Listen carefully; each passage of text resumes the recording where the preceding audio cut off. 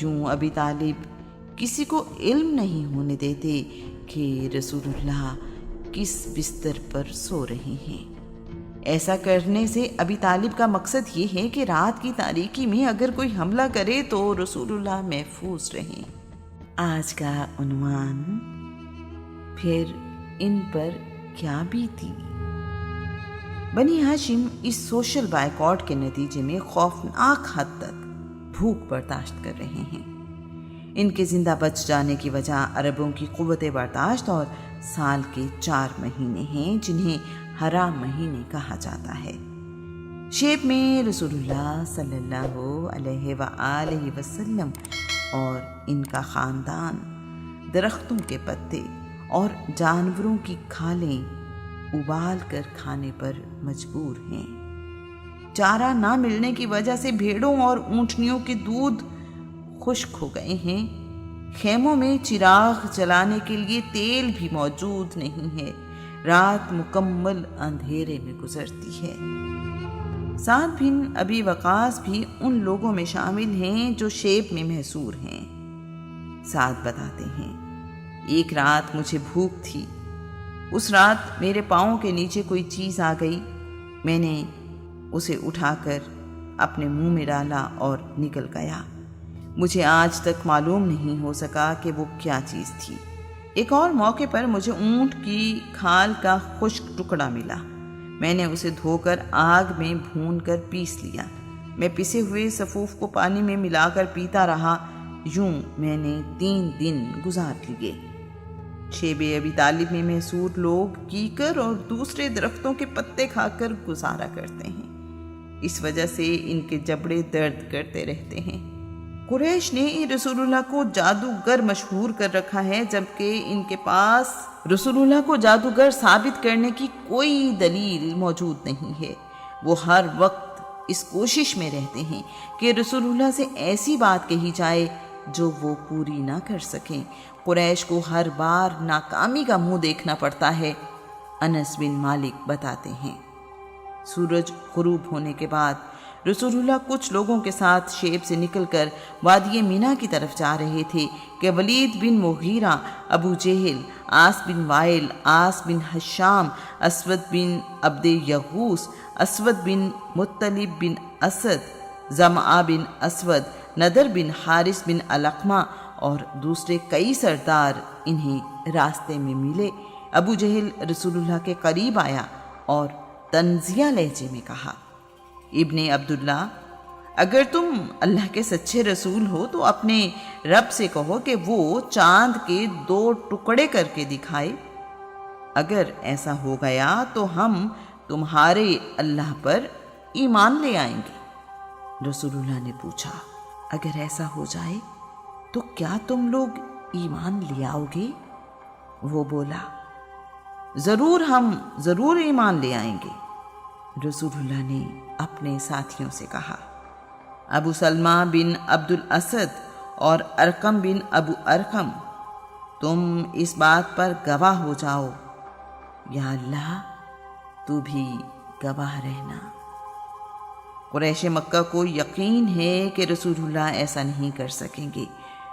رسول اللہ نے اپنے رب کے حضور دعا مانگی کہ میرے رب، قریش کے اس مطالبے کو پورا کرنے کی طاقت عطا فرما۔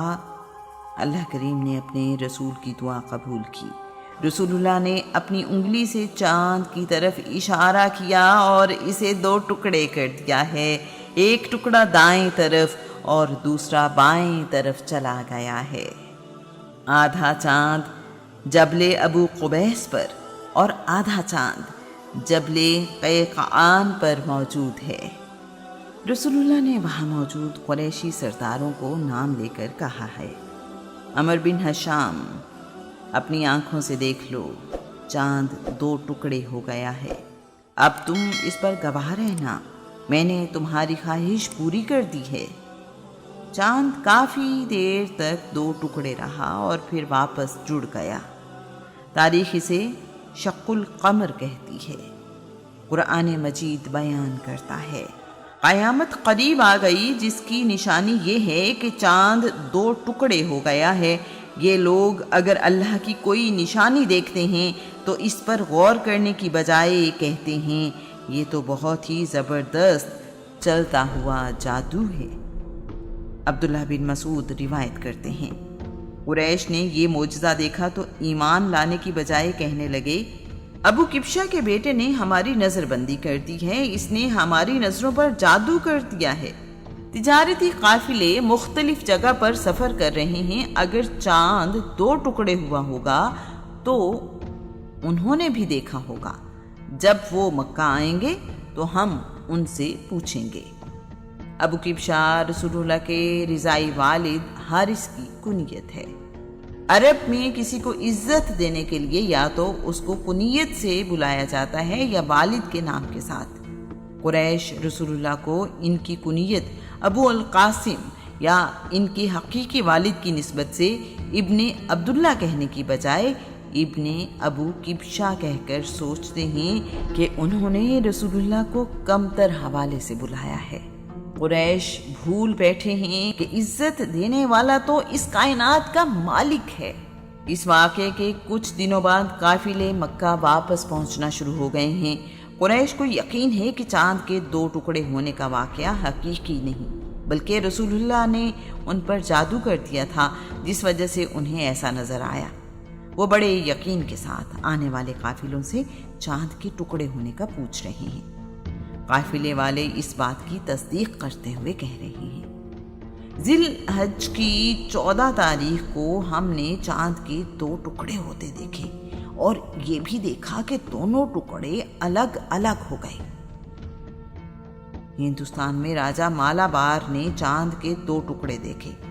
راجہ مالابار نے اپنی مذہبی کتابوں میں آخری نبی کے ہاتھوں چاند کا 2 ٹکڑے ہونا پڑھ رکھا تھا۔ اس معجزے کو دیکھنے کے بعد راجہ مالابار رسول اللہ پر ایمان لے آیا۔ چاند کی سطح کا جائزہ لینے کے لیے جولائی 1971 عیسوی میں امریکی ادارہ ناسا نے اپولو 15 چاند پر بھیجا۔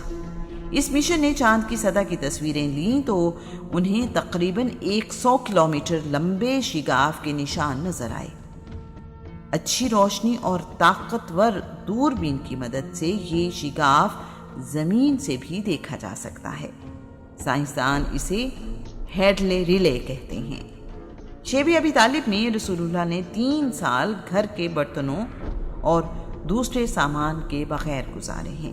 اپنے شہر میں رہتے ہوئے بھی ایسا ہے جیسے کسی جنگل یا صحرا میں رہ رہے ہوں۔ سیدہ خدیجہ کے پاس بس 1 ہنڈیا اور 1 کوزہ ہے۔ اس بے سرو سامانی میں یہ بھی ٹوٹ گیا ہے۔ نیا کوزہ نہیں خریدا جا سکتا۔ دن رات اسی طرح صبر میں گزر رہے ہیں کہ رسول اللہ اور ان کے گھر والوں کے پاس پانی پینے کے لیے برتن بھی نہیں ہے۔ ایک دن شیب ابی طالب کے قریب سے برتن جوڑنے والا گزرا تو سیدہ نے اپنا کوزہ مرمت کروایا اور اسے دوبارہ استعمال کرنا شروع کر دیا ہے۔ سیدہ خدیجہ بلا شبہ مکہ کی سب سے امیر خاتون تھیں۔ کہاں سیدہ کا سامان تجارت اور منافع مکہ کے باقی تمام تاجروں کے مجموعی سامان سے زیادہ ہوا کرتا تھا، اور کہاں پانی پینے کے لیے برتن بھی نہیں ہے۔ وفا اور محبت سے بنی ہوئی اس عظیم شخصیت نے رسول اللہ سے کبھی شکوہ نہیں کیا۔ ہمیشہ ہی رسول اللہ پر جان، مال، محبت سب کچھ قربان کیا اور اس پر اللہ کا شکر ادا کرتی ہیں۔ سیدہ خدیجہ کی عمر اس وقت 65 سال ہے۔ ذرا اندازہ کریں کہ ناز و نعام میں پلنے والی، امیری اور آسانیوں میں زندگی گزارنے والی، سچ کا ساتھ دینے، حق پر کھڑے رہنے کی وجہ سے شیب میں بھوک اور پیاس برداشت کرنے پر مجبور کر دی گئی ہے۔ انہیں درختوں کے پتے اور جانوروں کی کھالیں کھانے پر مجبور کر دیا گیا ہے۔ ان سختیوں کی وجہ سے سیدہ بیمار پڑ گئی ہیں، لیکن رسول اللہ کا ساتھ چھوڑنے کو تیار نہیں ہیں۔ ہشام بن عمر ابھی رسول اللہ پر ایمان نہیں لائے۔ ان کے پردادا کی بنی ہاشم سے قریبی رشتہ داری ہے۔ ہشام بن عمر کا تعلق بنی عامر بن لوئی سے ہے۔ ہشام بنی ہاشم سے صلہ رحمی کرتے ہیں۔ موقع ملنے پر ہشام اونٹوں پر کھانے پینے کا سامان لاد کر شیب ابی طالب کے پاس آ کر اونٹ کے سر سے نکیل اتار لیتے اور اونٹ کے پہلو پر ضرب لگاتے ہیں تو وہ شیب ابی طالب میں داخل ہو جاتا ہے۔ ہشام اس طرح بنی ہاشم تک کھانے پینے کا کچھ سامان پہنچا دیتے ہیں، لیکن ایسا کبھی کبھار ہی ہو پاتا ہے۔ ایک رات ہشام بن عمر کھانے پینے کی چیزوں سے لدے ہوئے 3 اونٹ شیب ابی طالب میں چھوڑ آئے ہیں۔ قریش مکہ کے علم میں یہ بات آئی تو وہ اکٹھے ہو کر ہشام کے پاس آ گئے ہیں۔ ہشام نے انہیں یقین دلایا ہے کہ آئندہ وہ ایسا کچھ نہیں کریں گے جس سے قریش ناراض ہوں۔ سب لوگ اطمینان کرنے کے بعد واپس چلے گئے ہیں۔ حکیم بن حزام سیدہ خدیجہ کا بھتیجا ہے اور ابھی رسول اللہ پر ایمان نہیں لایا۔ اس نے گندم خریدی اور اپنی پھوپھی جان کو پہنچانے کے لیے شیب کی طرف جا رہا ہے۔ راستے میں حکیم کی ملاقات ابو جہل سے ہو گئی ہے۔ ابو جہل پوچھ رہا ہے، یہ گندم کہاں لے جا رہے ہو؟ حکیم بتا رہا ہے، میں گندم اپنی پھوپھی جان کے لیے لے کر جا رہا ہوں۔ ابو جہل نے حکیم کا راستہ روکتے ہوئے کہا ہے، یہ گندم تم بنی ہاشم کے پاس لے کر نہیں جا سکتے۔ حکیم اور ابو جہل میں بحث ہو رہی ہے کہ ابو البختری بن ہشام کا ادھر سے گزر ہوا ہے۔ ابو البختری بھی رسول اللہ پر ایمان نہیں رکھتا۔ بحث سن کر وہ ابو جہل کو سمجھانے کی کوشش کر رہا ہے کہ حکیم کو گندم لے جانے دو، لیکن ابو جہل کسی طرح ماننے کو تیار نہیں ہے۔ بحث بڑھتی چلی جا رہی ہے، بات ہاتھا پائی تک پہنچ گئی ہے۔ ابو البختری نے قریب پڑی اونٹ کی ہڈی اٹھائی اور ابو جہل کے سر پر دے ماری ہے۔ اس کے بعد ابو جہل کو زمین پر گرا کر پاؤں سے روندا ہے۔ حکیم گندم کی بوری سیدہ خدیجہ کو پہنچانے میں کامیاب ہو گیا ہے۔ کچھ دن بعد ہشام نے موقع پا کر کھانے پینے کا سامان شیب میں پہنچا دیا ہے۔ اس بار قریش ان کے ساتھ سختی سے پیش آئے اور انہیں مارنے کا ارادہ کر لیا ہے۔ ابو سفیان بن حرب کے علم میں آیا تو وہ قریش سے کہہ رہے ہیں، ہشام کو چھوڑ دو، اس نے اپنے رشتہ داروں کے ساتھ صلہ رحمی کی ہے۔ میں خدا کی قسم اٹھا کر کہتا ہوں کہ ہمیں بھی بنی ہاشم کے ساتھ ایسا ہی سلوک کرنا چاہیے تھا۔ ہم ایسا کرتے تو زیادہ اچھا ہوتا۔ ہم نے بنی ہاشم کے ساتھ جو سلوک کیا ہے میں اسے پسند نہیں کرتا۔ دشمنی اس سے بہتر انداز میں بھی کی جا سکتی تھی۔ ابو سفیان کی بات سن کر سب لوگ خاموشی سے واپس اپنے گھروں کو چلے گئے ہیں۔ چچا جان، جو معاہدہ قریش نے ہمارے خلاف لکھ کر کعبہ میں لٹکایا تھا، اس کو دیمک نے چاٹ لیا ہے کہ ہم تو کھائیں پئیں، کپڑے پہنیں، تجارت کریں اور بنی ہاشم برباد ہوں، ان کے بچے بھوک اور پیاس سے تڑپیں۔ جب محمد نہیں رہے گا تو اس کا دین کیسے باقی بچے گا؟